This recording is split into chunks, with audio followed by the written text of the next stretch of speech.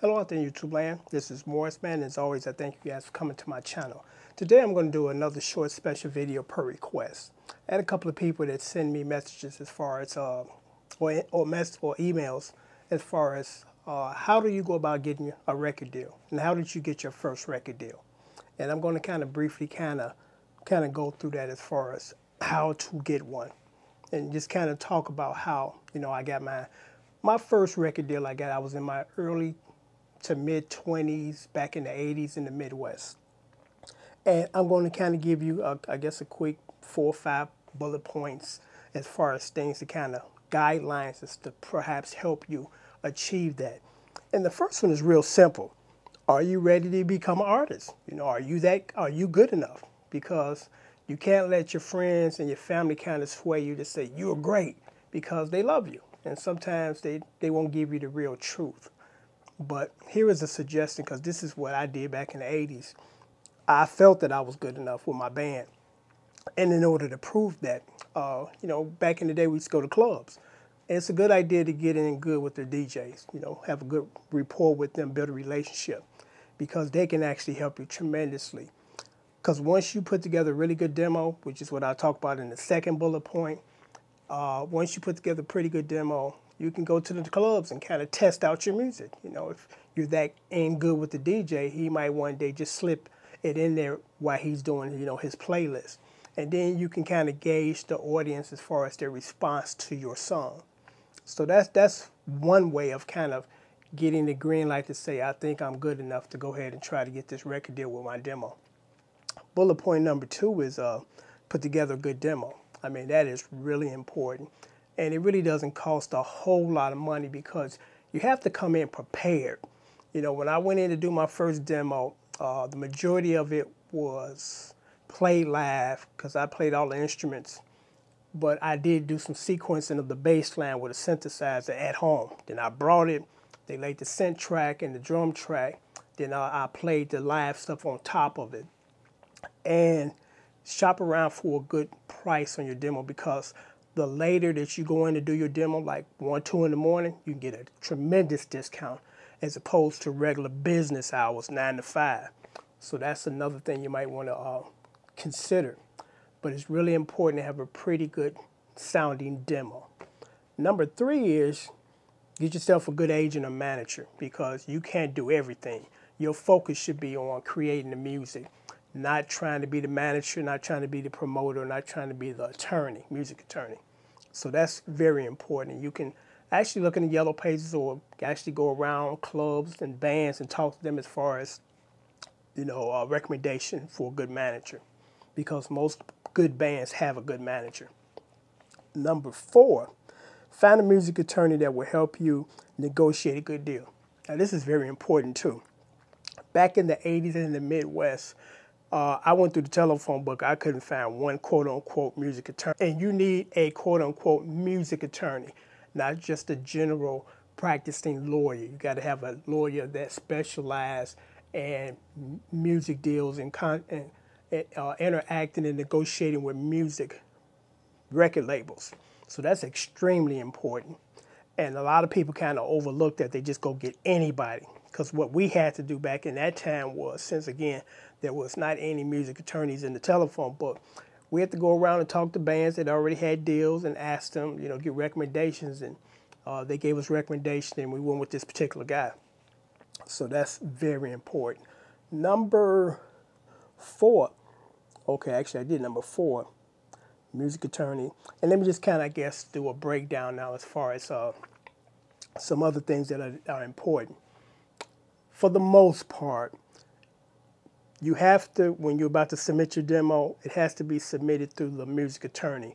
You can't just put together your demo, put it in an envelope, write it out to Capitol Records and mail it, because what they're going to do is just either send it straight back without even opening it, or they might open it and then send it straight back, because there's a process in order.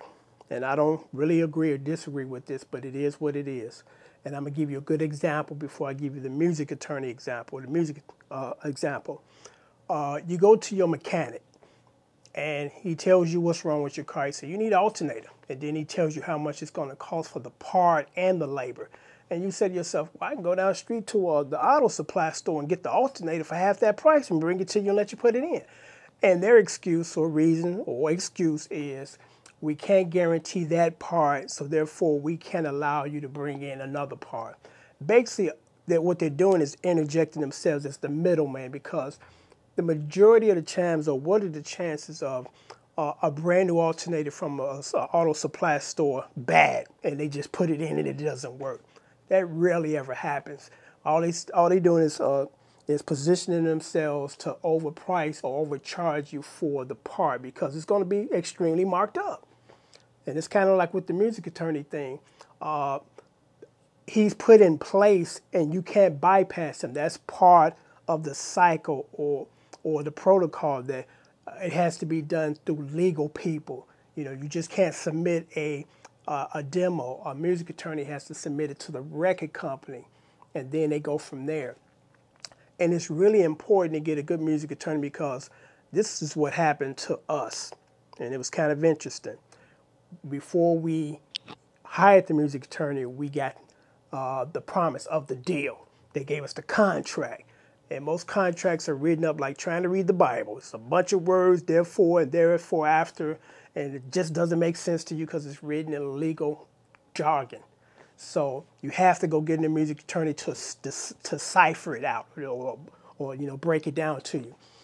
And there were two clauses that the music attorney had quickly seen in the contract, and that's why, again, it's good to have a music attorney. One of them was they was going to put out a substantial amount of life insurance on us. And that can be interpreted in different ways, as far as if you don't make any profit for them, you're better off, you're more valuable to them dead than alive. But that's just my interpretation of certain contracts and who you're dealing with. The second one was this one, and this was very interesting. They presented us a contract, and in the contract there was this specific clause, and it kind of went like this. We made money, say for instance, with them. You know, we signed up with them. We made a lot of money through the record sales. And that money that we have acquired with our partnership with the record company, say for instance, we were to take some of that money, like $50,000, say, you know what, I'm going to buy me a Kentucky Fried Chicken franchise. In the contract stated that any money made from the original money, they get a percentage of that, so on and so forth. So they were going to keep making money off us even when we stopped selling records. So we were able to negotiate, one of those clauses, because like I said, there were two that we didn't care for, the high insurance thing, and also as far as the secondary money, they get a percentage of that. So we were able to, through our music attorney, negotiate to take that off the table. The insurance thing we could, and it wasn't guaranteed that that they would do something to us, if we weren't making them any money. But the music attorney was able to get that cleared off the clause out of the contract, because you don't want anybody in your pockets forever. You sign one contract, and that contract can haunt you for 10, 20, 30, 40 years, because it's a legal document once you sign it. So again, you have to get a music attorney so he can help you avoid getting screwed, because the music industry is one of the most corrupt businesses in the world. It's one of them. It's up there in the top 5. So, you want to safeguard yourself from signing something that's going to haunt you for years and years and years. I might do a part 2 to this, because there's so much that I can share with you as far as that, how to get work on getting a music deal, because I just kind of gave you the basis as far as, are you ready?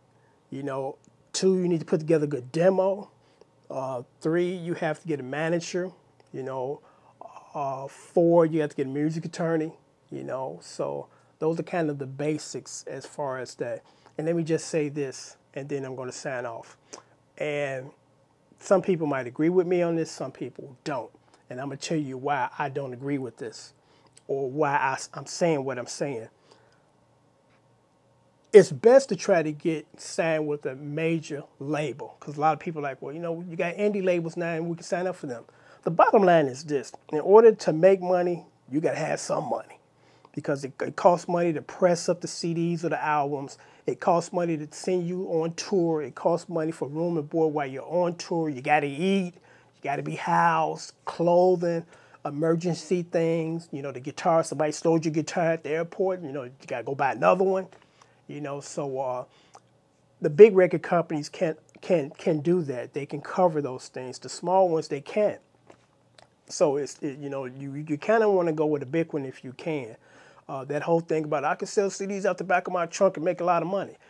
The percentage of that, or the chances of you doing that is extremely, extremely low.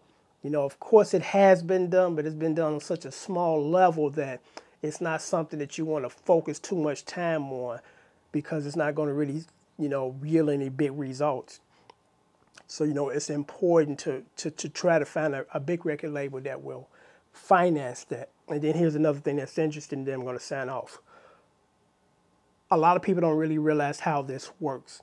You know, you're watching a new artist on MTV or whatever, and he got a video, he's walking in slow motion, he's driving a limousine or a Benz, he got a beautiful woman in the car with him, and those videos can cost anywhere now from $50,000 to $100,000 or more. And what they're doing is giving you a loan up front to do your videos. But guess what? When you start to sell your units and go on tour, you got to pay that money back.